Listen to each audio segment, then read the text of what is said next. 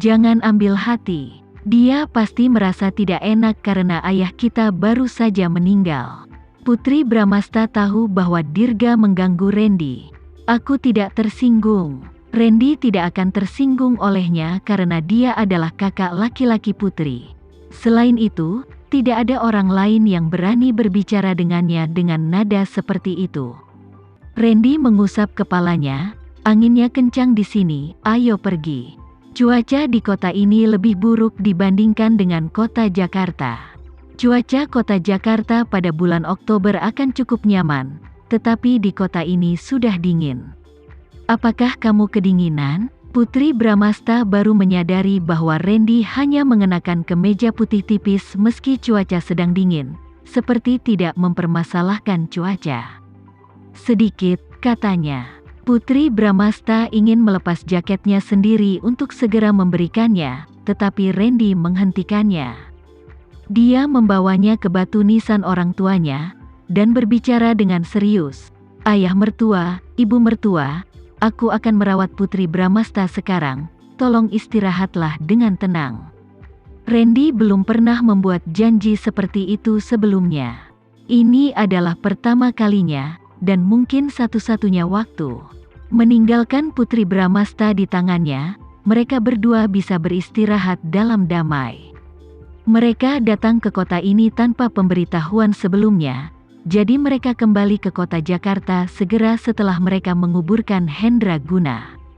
Saat itu sekitar pukul 16 ketika mereka sampai di bandara di kota Jakarta. Saat itu masih jam kantor. Rizal datang menjemput mereka, bersama dengan beberapa pria lain, dan mereka memiliki banyak pekerjaan untuk Randy segera setelah mereka bertemu. Jadi Randy dikelilingi oleh anak buahnya saat mereka melaporkan kemajuan pekerjaannya saat bepergian. Secara alami, Putri Bramasta dan Dirga tidak dilibatkan dalam hal lingkaran diskusi ini. Dirga segera memperhatikan pria yang berjalan di belakang Rizal. Dia meraih Putri Bramasta dan menunjuk pria itu. Putri, apakah kamu pernah melihat pria itu sebelumnya? Putri Bramasta mengangguk. Aku sering melihatnya. Putri Bramasta jarang berhubungan dengan orang-orang yang bekerja untuk Randy, tapi dia juga akan mengamati mereka. Dia tahu orang-orang yang sering dia lihat di sekitar Randy. Putri Bramasta telah melihat pria yang ditunjuk Dirga beberapa kali sebelumnya. Meskipun mereka tidak pernah berbicara, dia ingat wajahnya. Dirga menambahkan, jika pria itu adalah salah satu anak buah Randy, itu berarti dia akan melakukan sesuatu untuk Randy, bukan? Tentu saja, Putri Bramasta menjawab dengan kepastian mutlak. Banyak anak buah Randy telah mengikutinya selama bertahun-tahun. Mereka setia kepadanya dan tidak akan pernah mengkhianatinya. Mengingat prinsip Randy, dikhianati sekali saja sudah cukup.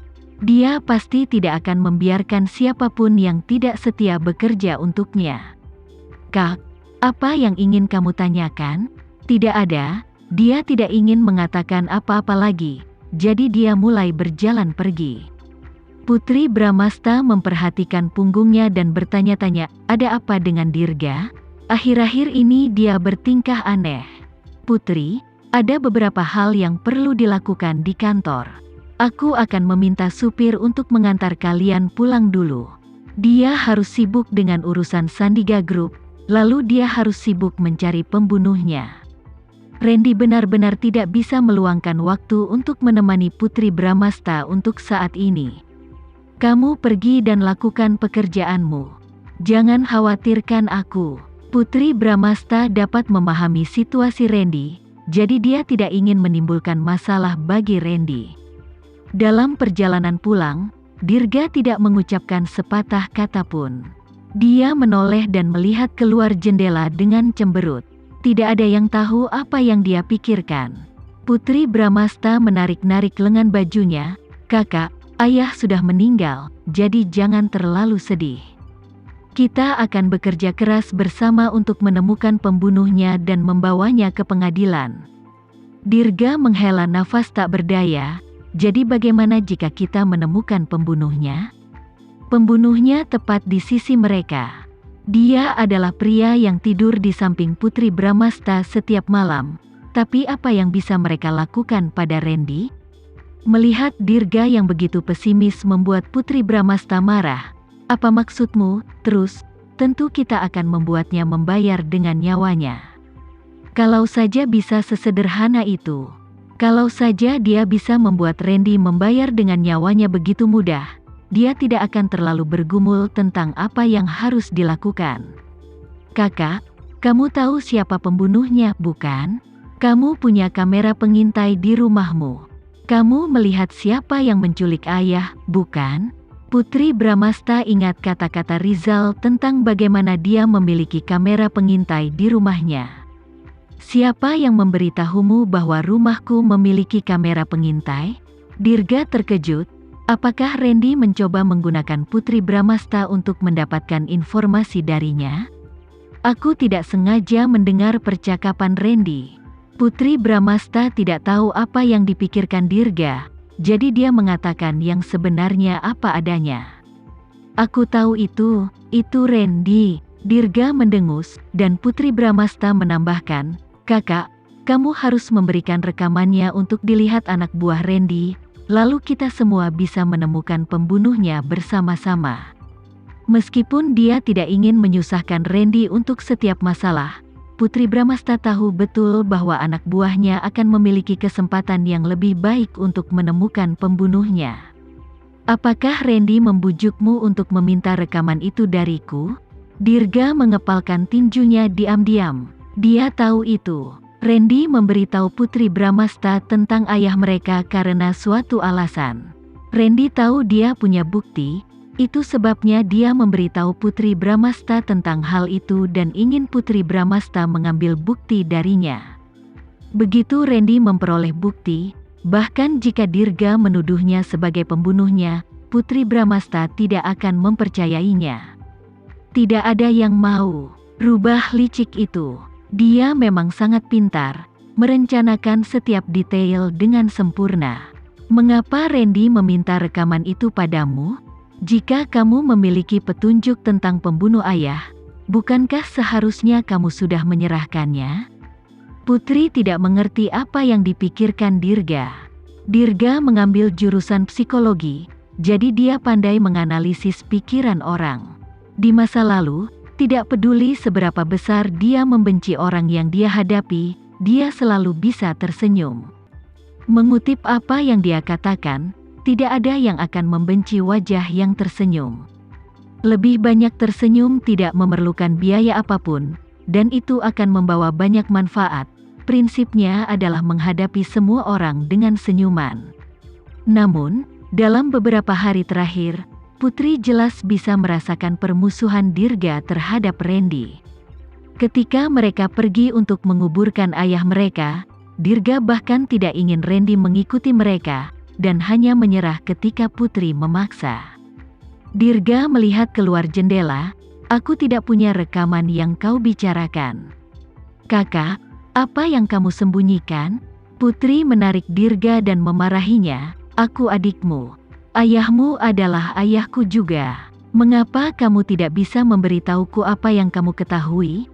Selain itu, aku tahu anak buah Randy pasti yakin bahwa kamu memiliki rekamannya. Jika tidak, dia tidak akan memberitahu Randy tentang hal itu. Dirga berteriak, Randy ini, Randy itu. Kamu hanya berbicara tentang dia. Apakah kamu tahu bahwa dia? Dirga hendak memberitahunya bahwa Randy adalah pembunuh ayah mereka, tetapi melihat ekspresi cemas Putri, dia berhenti tepat pada waktunya. Jika dia mengungkapkan itu, semua kebahagiaan dan kenangan indah antara dia dan Randy akan hilang. Dan dia akan menjadi penjahat yang menyebabkan itu penghancuran. Putri bertanya dengan cemas, ada apa dengan Randy? Dirga menarik napas dalam-dalam dan bertanya dengan muram, kamu benar-benar ingin melihat rekamannya? Putri merasa sedikit bingung setelah mendengar nada bicara Dirga seperti itu, tapi dia tetap mengangguk, aku ingin melihatnya. Oke, kalau begitu aku akan membiarkanmu melihatnya. Dirga mengeluarkan ponselnya, memilih video dan menyerahkan ponsel itu ke Putri. Lihat sendiri. Putri mengambil alih telepon dan menekan putar di video. Video itu menunjukkan seorang pria menutupi wajahnya. Dia duduk tegak menghadap kamera, seolah-olah sedang dalam wawancara formal. Dirga menjawab, "Ayah, santai. Hanya ada kita berdua di sini. Jangan khawatir." Hendra guna rileks, tetapi segera tubuhnya menegang lagi. "Dirga, jangan merekam dulu. Biar aku bersiap-siap."